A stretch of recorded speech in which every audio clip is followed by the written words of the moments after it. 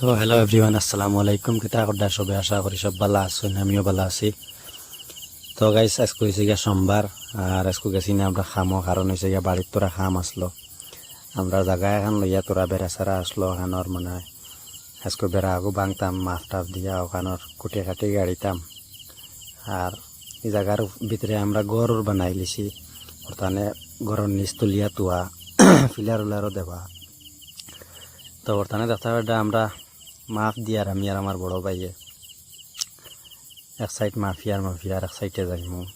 তো ফেলা ও সাইডের ফাড়গু আমরা মিলাইয়া এখন আই গেলাম আর এক সাইডে আইয়া ও সাইডের ফাড়গু মিলাইয়ার, মানে যতখান জায়গা আছে অতখান আমরা মিলাইয়ার। আর আমরা মামু একজন আসেন বন তাইন, মানে কলকালিডার মাড্ডা মনে করো জায়গা মিলাইতরা আর কি।